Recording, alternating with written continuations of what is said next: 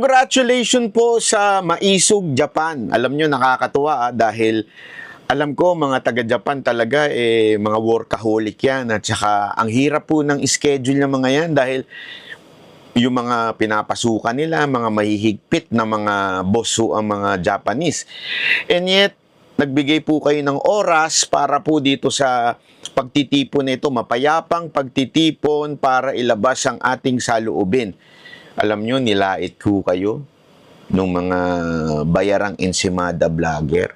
Sabi daw, kukonti naman daw kayo, hindi naman daw umabot sa libo-libo. Kasi, nilabas po ng SMNI na libo-libong attend. Alam nyo, ako personal po nakita ko po yung video, hindi lamang po kasi siya, iba ho kasi pagka siyempre pag kinuhanan ng SMNI, di ba? Baka sabihin ng iba, camera trick yan o pinapakita lang yung madaming tao, ganyan-ganyan, kaya baka madami. Alam mo na yung mga ganon. Alam nyo, meron ho akong kaibigan na hindi ho siya sa politika, pero nagpunta ho siya dyan sa, discreet ho nagpunta ho siya dyan sa event nyo. At nagpakita ho siya sa akin ng mga picture at saka mga video. Sabi niya sa akin, banat ba ito? At least, first-hand information, nung nakita ko yung dami ng tao. Sabi niya nga sa akin na, tinanong ko kasi, kamusta ba? Madami bang tao? Yung totoo yung totoo. Sabi niya sa akin, madaming tao, pero hindi napuno. Kasi masyado daw malaki yung venue. Yun yung sinabi niya sa akin. Pero para sa community, malaki na ho ito, madami na. Kasi nga po, siya ho, sanay ho ito nag-organize ng mga event po sa Japan. Organizer ho ito. Kaya alam niya kung ang tao ay nilalangaw o hindi. So, sinabi niya hindi ho nilangaw at marami hong tao. Gayon pa man kasi may mga ensimada vlogger na may nakita silang mga bakanting upuan. Sinasabi kagad nila, tingnan nyo na, ang daming bakanting upuan, nilangaw kayo, ganito. Alam mo, kayong mga ensimada vlogger, ito lang masasabi ko sa inyo. Easy lang. Alam niyo kung bakit? Kung meron mang pupuna na konti ang tao, hindi kayo yun. Bakit kanyo? Kayo nga, nagpa-event sa buong Pilipinas. Mas madami pa yung nagpunta sa Japan. Di ba? Kayo buong Pilipinas na event nyo, kayong mga ensimada vlogger. Nga. Mas marami pa yung nakatambay kesa pumunta sa event nyo. So, kung meron man, may karapatan na pumuna, hindi kayo yun. Kayo walang karapatan. Wala kayong moral ascendancy. Wala kayong ganun. Wala kayong right na mamuna ng ibang kapwa dahil yung event nyo nga yung event ninyo na pinagkakakitaan ninyo, di ba, kayong mga vlogger, kunwari magkakaroon tayo ng event, mamimigay tayo doon, nanghingi kayo doon sa mga followers nyo ng sponsorship. Kita nyo, ano nangyari? Nga. Wala naman lang pumunta. Kasi nga, may nagreklamo isang ensimada vlogger. Kinatkong daw nung isang babaeng swangit. Yung isang babaeng tinubuan ng ewan ko ba kung ano nangyari doon sa pagbumuka nun. Kinatkong yung pera. Kaya walang pumunta. Syempre, magbabayad dapat yun ng mga ralista. Wala. Naibulsa. Tuloy nga. Tapos ngayon pupuna kayo sa Japan Maisog. Sa Japan Maisog, alam nyo, para mag-travel po dyan, mahirap po kung para ikaw kunwari nagtatrabaho ka, pupunta ka sa Saitama, malayo. Kasi hindi naman po, baka akala ninyo, yung mga Pilipino, nakapokus lang sa isang lugar. Hindi. Sa Japan, kalat-kalat ang mga Pilipino dyan. Yung mga ibang mga Pilipino, malayo pinanggalingan nila, gumastos sila para makapunta dyan. Diba? Talagang nagkusa sila, naglabas sila ng pera. In other words, organic ho yung pagpunta nila dyan. Kayong mga ensimada vlogger, di ba? Humingi pa kayo ng donasyon, mga ilintik kayo. Pinagkakitaan ninyo yung rally ninyo. Itong Maisog, organic na organic. mismong mga speaker na nandyan, nagkusa. Di ba ho? Kusa ho yan. Alam mo, ang ganda nung pagka bitaw ni Madam Loren Badoy, sabi niya, this is not about Marcos versus Duterte. Correct. Matagal na ho natin sinasabi ho ito. Ilabas na natin yung usapan sa Marcos versus Duterte. Hindi ho ganito usapan dito. This is the people against corrupt politicians, against abusive politicians. Yun po ang totoo dito. Hindi ho ito labanan ng dalawang pamilya. Ito po'y laban ng mga Pilipino, mga ordinaryong Pilipino na naiinis na. Dahil dati, umayos na yung kanilang buhay, naging proud Pilipino na sila.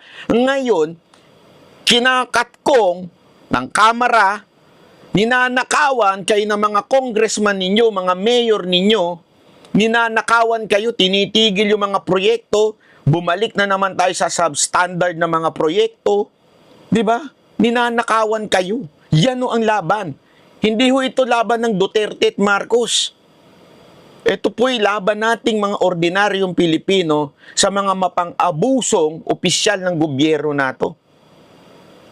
Alam nyo, ngayon makikita mo, malala. Hindi lamang po abusive in a way na pinipigilan ng karapatan nating magsalita. Abusive in a way na talaga nga namang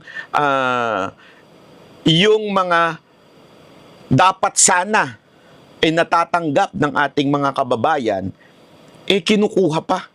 Meron nga ako nakitang video na yung 10,000 na pang-ayuda ang ibinigay sa kanya ng local government, 1.5 na lang po. Gusto ko magmura. Kinatkong. Ang laki nun, isipin mo, isang tao pa lang yun. Oh. Di ba? Yun yung sinabi ni Mayor Magalong na grabe yung sa project ng mga congressman. Magkano nang kinakatkong ng mga congressman? Eto, pati mga local government, natuto ng magnakaw ng sobrang laki. Dati pitik-pitik lang ang nakaw eh.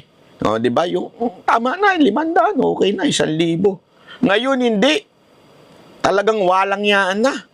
From 10,000 to 1.5. Ano ba namang klase yun? So, magkano kinita nung ano na yun? Oh, di ba? Pambihira. 8.5. Kung hindi ako nagkakamali, 10,000 minus 1. Absent po kasi ako nung tinuro yan eh. 10,000 minus 1.5. Do 8.5 yun na po. Isang tao lang yan, ha? Isipin mo, isang tao pa lang yan. Paano pa? Kunwari, sabihin mo ng 8.5 times 2,000 yung tao doon. O sabihin mo ng 1,000. Magkano yun? 8.5 o 00 plus 1,000. Naku, grabe ho. Milyon na. Milyon na kagad ang ninakaw. At ito matindi. Pinababayaan ng gobyerno yung nakawang ganun. Di ko nga alam kung pinababayaan o baka naman may porsyento yung departamento na nagbibigay nun. Di natin alam, di ba? Kasi nakawan na nga yan eh. So, sa tingin ninyo, kasi isipin mo kung ayuda yun, di ba? Siyempre, hindi ba malalaman ng boss yun? Na kinakat kung ng mga nasa baba? Abay, malamang sa malamang, nalalaman yun. Di ba? Alam nyo kung bakit. Alam nyo, simpleng-simple lang naman. Paano nila matutustusan ang kanilang gastos para sa pangangampanya? Gastos pambayad sa mga vlogger nila. May balita nga ako, yung isang tae vlogger. Kilala niyo yun, si tae vlogger, si Diba? Kilala niyo yun? Ang bayad daw di umano dun. Naku, ayoko, hindi talaga. Di umano, kalhating milyon ng bayad dun kada buwan daw. Naku, totoo ba yun? Ewan ko pero posible. Alam mo bakit posible? Kasi nga, di ba, naikwento ko sa inyo noon, before pa, meron nang nagaganap na recruitment sa mga vlogger, yung mga vlogger na wala namang kinaugnayan sa politika, naging political vlogger. Naikwento ko yung before sila naglabasan, tama mali. Ibig sabihin nun, nung naglabasan sila, tunay yung sinabi natin, kinuwento natin. Nakwento natin yun month before sila lumabas. Kasi nga, meron tayong kakilala na humindi doon. So, doon pa lang, kita mo na, mantakin mo yun kung sakasakali, magkano yun. O, may isa pa, yung isang gago. Magkano? Di ba, umamin siya. Highest paid siya. Sa kampo nila. Actually, dami nagsasabing highest paid sila doon sa kampo nila. Hindi nila alam, ginagago rin sila nung nagbibigay sa kanila. O sasabihin, highest paid ka dito, ganito, ganito. Pero yun, literal, umamin. Umamin po yun. At ito malupit. Nung pag-amin niya, bigla siyang nawala. I mean, biglang tumigil sa pagpupolitika. O ibig sabihin, napagalitan. Ba't ka umamin? Tarantado ka talaga. Yun ang siste. Mantakin mo, di ba? Kaya sabi ko sa inyo, kung ganun kalaki yung ginagastos sa mga vlogger, sa pangangampanya, saan kukunin yun? Sa pera na dapat sana natatanggap through ayuda, through projects. Kaya nga kita mo, pansinin nyo ngayon ang lupit ngayon ng nakawan. Kaliwat kanan ng proyekto, pero hindi natatapos. Kaliwat kanan ng proyekto, puro substandard. Bakit po? Kasi kailangan nila maglabas ng proyekto, masimulan. Para pag nasimulan, meron ng ganun sigurado. Kasi pinaghahandaan na yung 2025. Kaya nga kung papansinin nyo din, kaliwat kanan ng krimen, bakit kanyo? Kasi nga yung mga kidnapping, tandaan ninyo, nauso na yan dati noong yung unang administrasyon bago si Pangulong Duterte, nauso yan yung kidnapping. Ginagawa yan sa mga foreigner na mga illegal na nandito kasi hindi makakapalag mga foreigner na mga sila ay mga may masasamang ginagawa, sila kinikidnap. Para hindi sila makapalag, hindi sila makasumbong, hindi sila makapag-cooperate with the authority kasi magkakabukingan So sila po yun. Antindi, di ba? So sila po yun.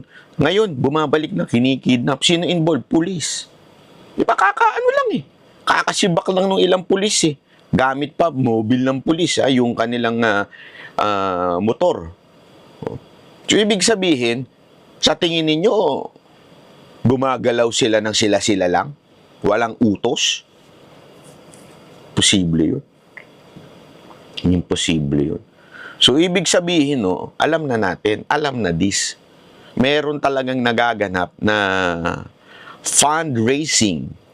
Yan ang pag malapit na eleksyon, 2025 is just around the corner, next year na, di ba?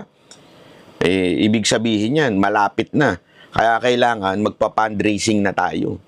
At the same time, double time bomba yung mga Ensimada vlogger, yung mga bangag vloggers. Shout out po sa mga bangag vloggers na inutusan lang bumili ng suka, ang binili toyo pag uwi. Ngayon, vlogger na, political vlogger na. Di ba? Kaya nga, magmamatsyag tayo. At tayong mga maisog. Kasi tandaan ninyo, ang maisog ay hindi lamang organisasyon. At ang maisog ay ang bawat Pilipinong matapang na tumatayo para labanan ang mga mapang-abusong korap, politician, mapang-abusong mga nananakal sa ating karapatang magsalita. Kayo pong mga kababayan nating maisog, matapang. Kaya abangan nyo pa yung mga susunod. Meron pa sa Hong Kong, balita ko, meron daw sa Paris. Talagang na yan, sunod-sunod na yan. Kaya kung kayo, nais ninyo magpahayag, hindi ko kailangan libu-libu kagad ang pumunta. Kasi naintindihan natin sa ibang bansa, mahirap po mag-gather na libu-libu. Tsaka busy mga kababayan natin. Hindi importante yun. Diba? Ang importante lang, coordinate with the TOPS Coalition para ma-announce, matulungan kayo, masuportahan kayo in a way sa information, maipakalat. Diba? Coordinate with them. Kasi ang importante dito, sama-sama tayo. And this is organic. Kanya-kanya ito. Kanya-kanyang gastos ito. Organic ito. Wala hong binabayaran dito. Wala ditong may ini-in-charge maningil, yung mga ganyan-ganyan. Wala. Doon sa mga Ensimada. Kung gusto mong kumita at kumatkong, doon sa Ensimada. Doon kayo sa mga tanso vlogger. Yung mga tanso vlogger na yan, mga scammer yung mga yan na ginawang vlogger. Mga scammer na ginawang vlogger. Oh, di ba? So, congratulations again, Japan Maisog.